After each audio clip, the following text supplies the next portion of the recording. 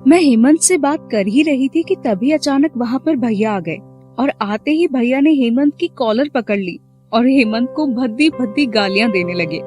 आसपास मौजूद सभी लोग हमें देख रहे थे। पता नहीं ये लोग हेमंत का क्या हाल करने वाले थे। दशहरे का समय था। मैं अपने दोस्तों के साथ मेले में गई थी। काफी रौनक थी मेले में और किसे पता था कि वही रौनक कई गुना बढ़कर मेरे जीवन में भी आने वाली थी। हम लोग गोलगप्पे खा ही रहे थे कि तभी वहाँ रजत आ गया। रजत हमारी कॉलोनी में ही रहता था। रजत के साथ एक और लड़का भी था। अरे जया, तुम यहाँ? हाँ रजत, सोचा आज मेला लगा है तो दोस्तों के साथ घूम लेती हूँ। ये सही किया तुमने। वैसे भी तुम हमेशा घर में ही रहती हो।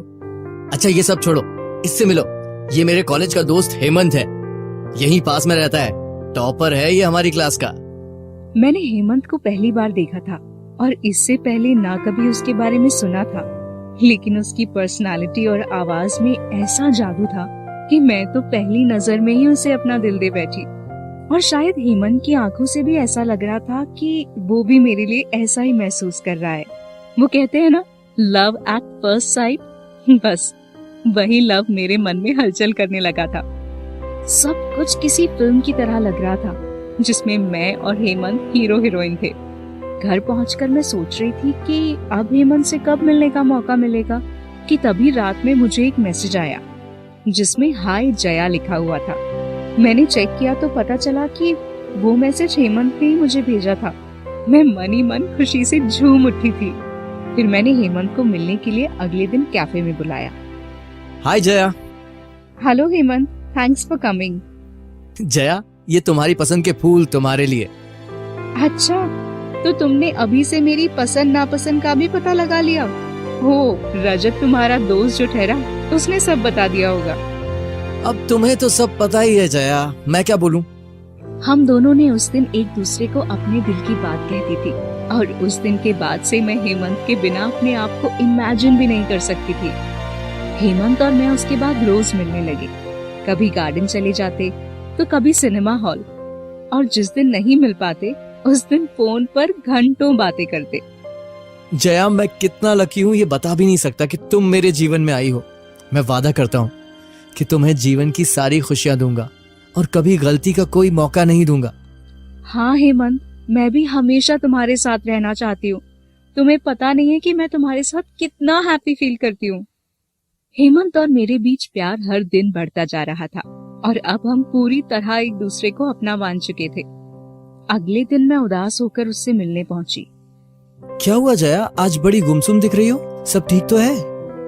कल रात घर पहुंचने में थोड़ी देर हो गई थी तो पूरे घर में हंगामा खड़ा हो गया। सब लोग तरह तरह की बातें कर रहे थे। अरे जया, वो सब घर के ही लोग हैं, तुम्हारी चिंता करते हैं, इसीलिए कभी कभी बोल देते होंगे। तुम टेंशन मत लो। जया, तुम्हें क्या लगता है अब हमें घर वालों को हमारे रिश्ते के बारे में बता देना चाहिए? मेरी अब जॉब भी लग गई है और कुछ दिनों में तुम्हारी भी लग जाएगी। क्या कहती हो? मुझे नहीं लगता कि उन्हें कोई दिक्कत होगी। ठीक है हेमंत, मैं अपने घर वालों से बात चालू करती हूँ। घर वाले कुछ भी कहें, पर तुम वादा करो कि मेरा साथ कभी नहीं छोड़ोगे। मुझे नहीं लगता कि उन्हें कोई दिक्कत होगी, मैं वादा करता हूँ जया। चलो अब लेट हो रहा है, तुम्हें घर जाना चाहिए वरना फिर से तुम्हारी मम्मी गुस्सा करेंगी। चलो बाय। उस रात जब मैं घर पहुंची तो मुझे इस बात का बिल्कुल अंदाजा नहीं था कि अब मेरी जिंदगी पूरी तरह बर्बाद होने वाली थी।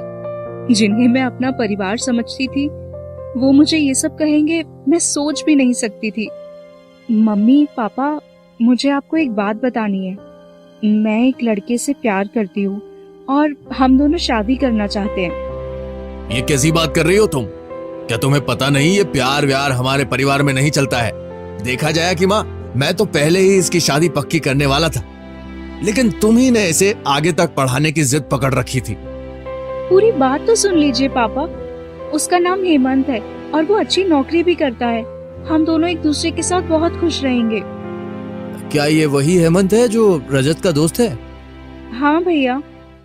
शर्म नहीं आई तुम्हें उस नीची जात वाले लड़के से प्यार करने में, और अब शादी के सपने देख रही हो, वो भी उस लड़के के साथ?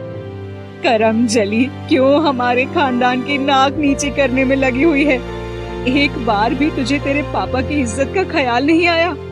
पता नहीं क्या करम थे मेरे, जो मेरी कोख से तुझ जैसी लड़की पैदा हो गई। ये सब क्या कह रहे हैं आप लोग? जात पात से क्या फर्क पड़ता है?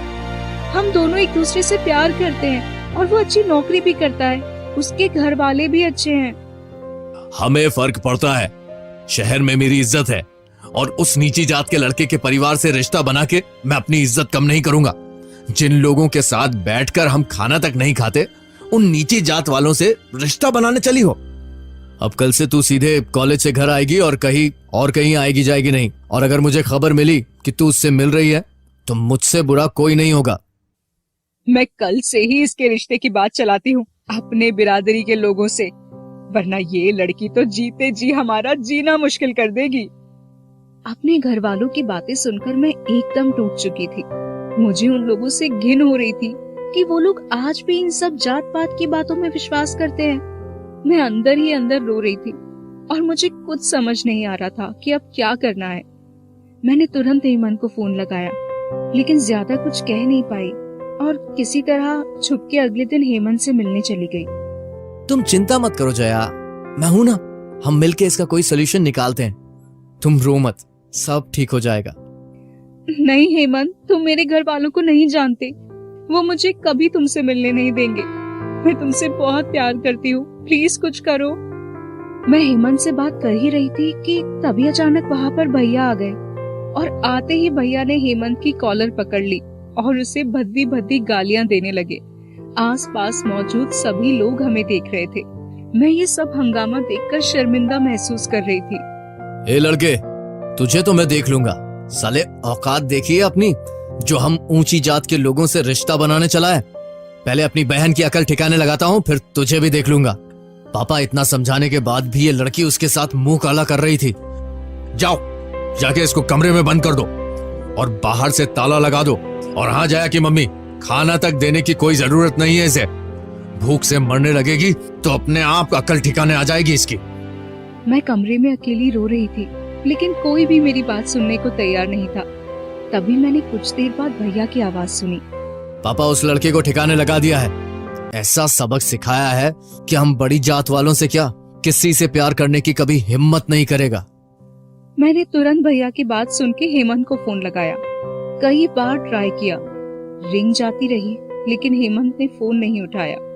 पता नहीं क्या किया था भैया ने उसके साथ उस दिन कि वो मेरा फोन तक नहीं उठा रहा था। शायद नफरत करने लगा होगा मुझसे कि जिस लड़की से उसने इतना प्यार किया, उसी लड़की के परिवार ने उसके साथ ऐसा किया। मैंने कई दिनों तक उसका फोन ट्राई किया, लेकिन कोई जवाब नहीं आया और कुछ दिनों बाद नंबर भी बंद हो गया।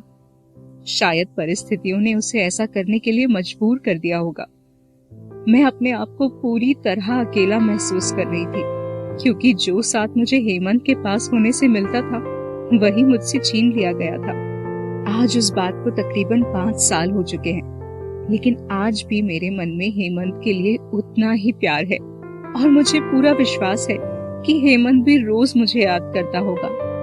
समाज के इस भेदभाव ने हम दोनों की जिंदगी हमेशा के लिए बर्बाद कर दी और इसके लिए मैं अपने घर वालों को कभी माफ नहीं कर सकती।